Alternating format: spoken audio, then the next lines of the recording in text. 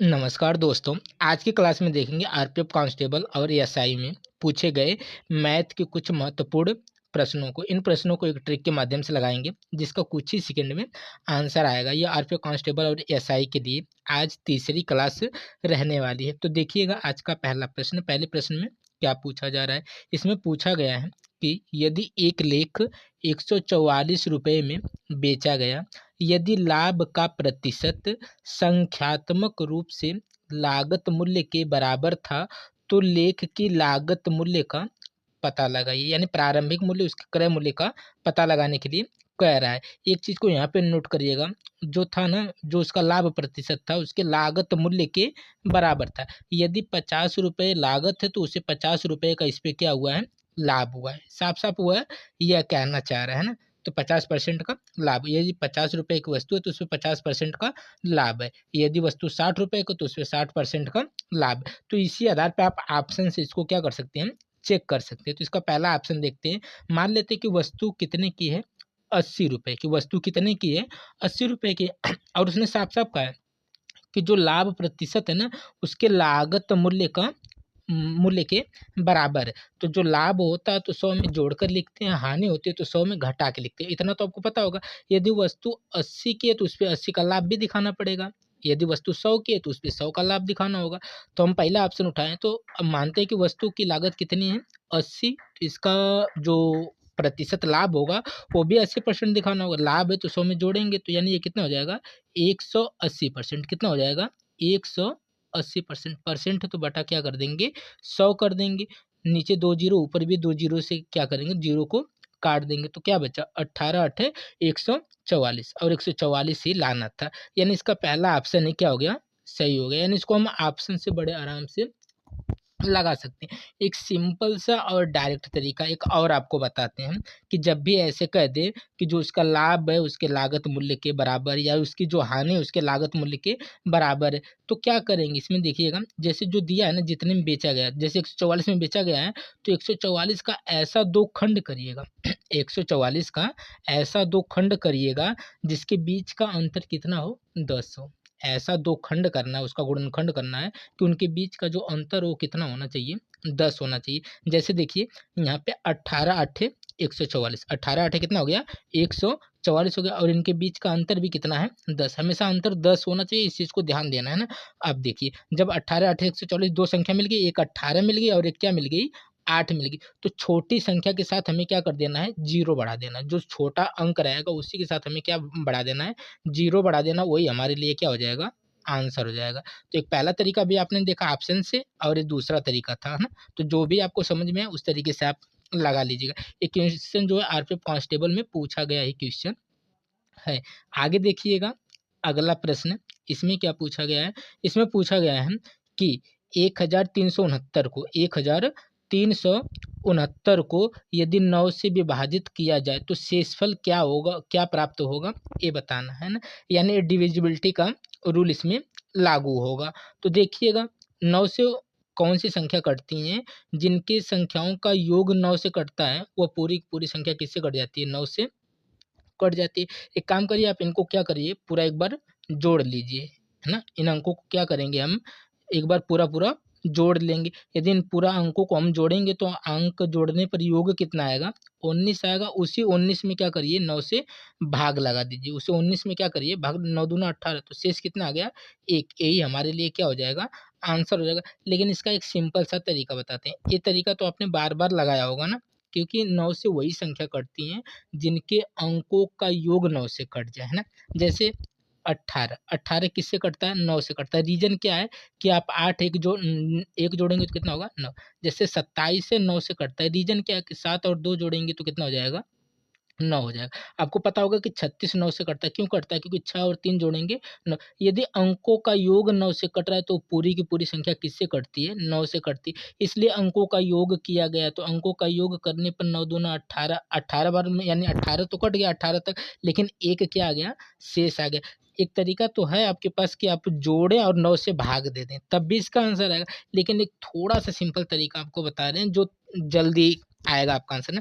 तो देखिए, तो 9 से भाग करना है तो तुरंत करिए, 9 से 9 को यहाँ पे क्या करिए, काट दीजिए। 6 और 3 जोड़ेंगे तो कितना होगा 9। इस 9 यानी 9 हो गया तो इसको फिर काट दीजिए, तो बचा क्या 1 बच गया। ए हमारे लिए क्या हो गया आंसर, यानी 1।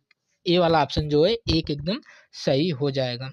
आगे देखिएगा अगला प्रश्न, ये भी विभाज्यता के नियम से ही पूछा गया है ना।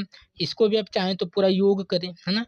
इसको भी अगर चाहें तो इनके अंकों का क्या कर लीजिए, योग कर लीजिए। योग करने पर कितना आया 27 आया, है ना।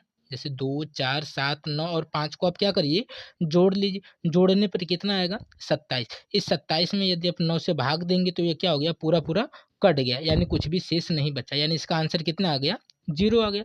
अब देखिए इसको थोड़ा सा जो बताएं तरीका उससे भी कर सकते हैं। जैसे 9 से 9 को क्या करिए काट दीजिए, 5 और 4 जोड़ेंगे तो 5 4 क्या हो जाएगा 9 हो जाएगा, इसको भी काट दीजिए।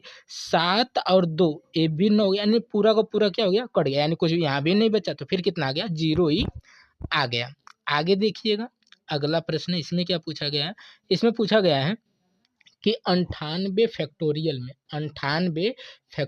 में अनुगामी शून्यों की संख्या ज्ञात कीजिए। 98 फैक्टोरियल में शून्यों की कितनी संख्या होगी, वही हमें क्या करना है ज्ञात करना है।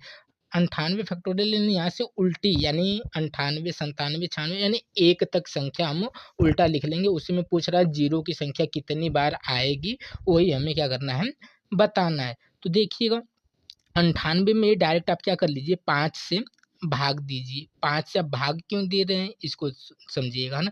जैसे 0 कब बनेगा, जब हमारे पास क्या होगा एक 5 होगा और एक क्या होगा 2 होगा, तभी तो 5 दूना 10, एक 0 क्या हो गया बन गया।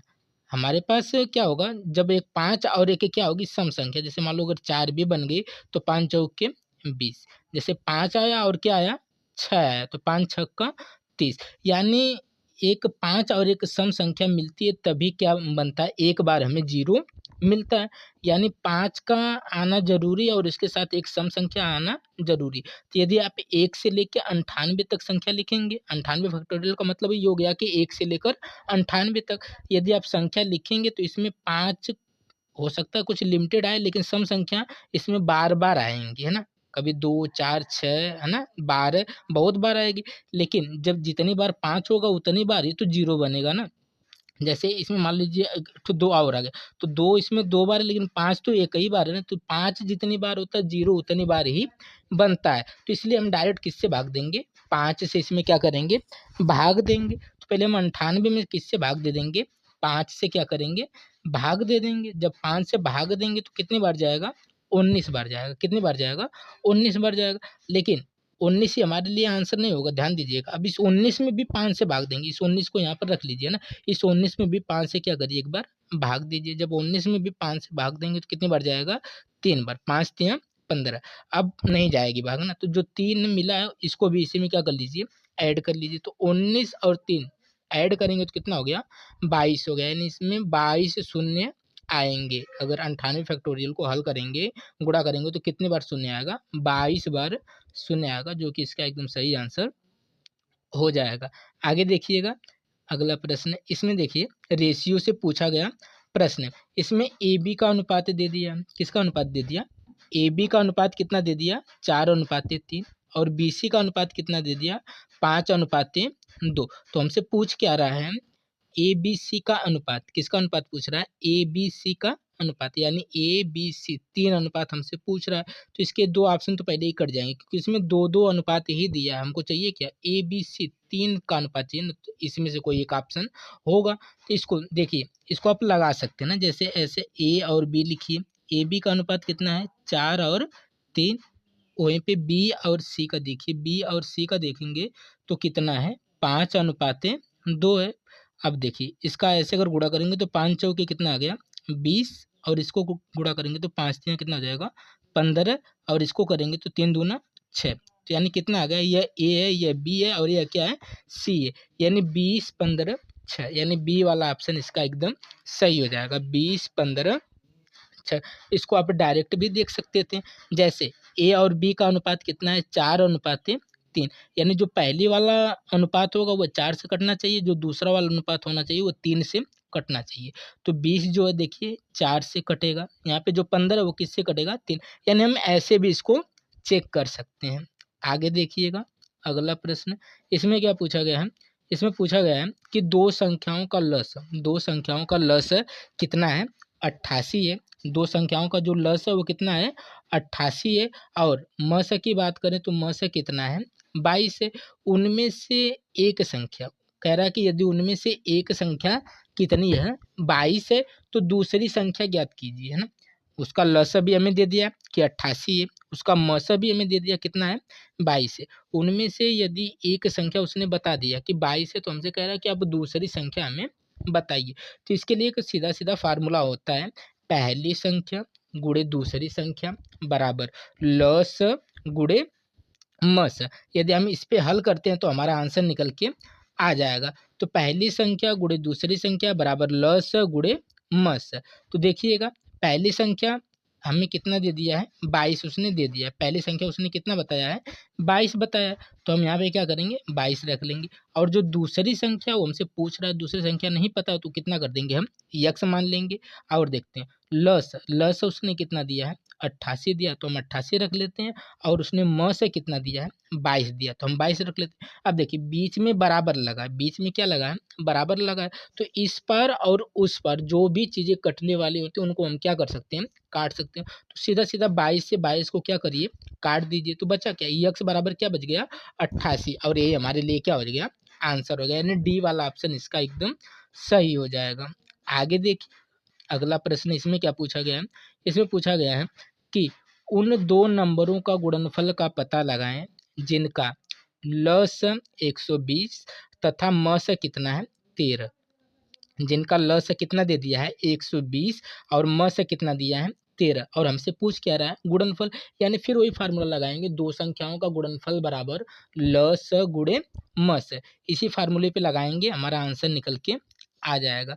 तो दो संख्याओं का गुणनफल बराबर क्या होता है? लस गुणे मस। तो लस कितना दिया हुआ है? 120, तो 120 रखिए। मस कितना दिया हुआ है? 13। यानी 120 गुणे 13 करेंगे तो आंसर कितना आएगा? 1560। यानी ए वाला ऑप्शन एकदम सही हो जाएगा। आगे देखिएगा, अगला प्रश्न इसमें क्या पूछा गया है?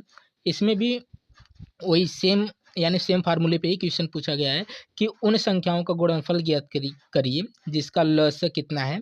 55 है और मस कितना है? 6। फिर वही फार्मूला लिखेंगे, दो संख्याओं का गुणनफल बराबर लस गुणे मस। लस कितना दिया हुआ है?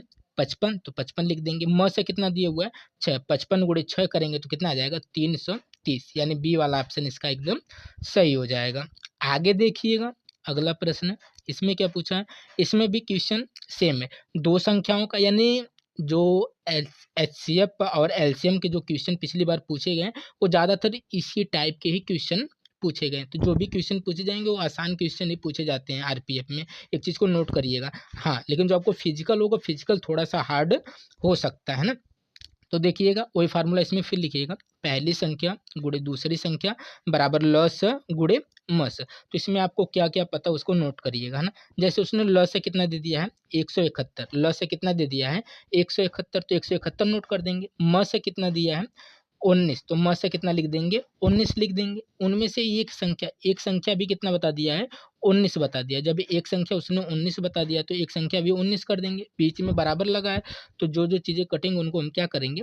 काट लेंगे। तो 19 से 19 को सीधा सीधा हम क्या करेंगे? काट देंगे। तो दूसरी संख्या बच कितनी गई? 171। यानी सी वाला ऑप्शन इसका एकदम सही हो जाएगा। आगे देखिएगा, अगला प्रश्न इसमें क्या पूछा है? इसमें वह महत्तम संख्या, यानी इसमें म से ज्ञात करना है। इसमें क्या ज्ञात करना है? म से ज्ञात करना है। और किसका ज्ञात करना है? 126 और 189 का।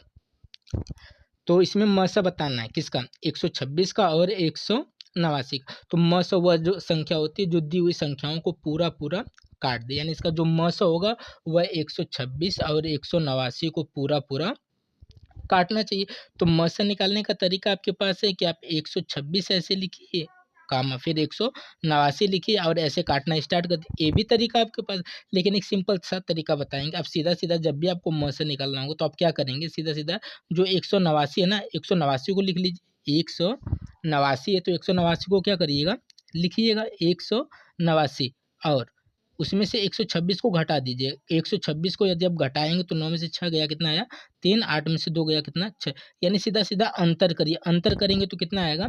63। अब 63 से बस हमें चेक कर लेना क्या है, 63 दोनों संख्याओं को काट रहा है, तो 63 जो 126 को भी काटता है और 189 को भी काटता है, तो हमारे लिए यही क्या हो जाएगा, आंसर हो जाएगा। यानी सीधा-सीधा हमें अंतर करना है और अंतर से ही दोनों संख्याओं को चेक कर लेना है। यदि आप कहेंगे कि 63 भी नहीं काटता, तो हम 63 का भी आधा करते, लेकिन 63 का आधा नहीं होगा, तो सीधा-सीधा 1 इसका क्या आ जाता, म सा आ जाता है ना।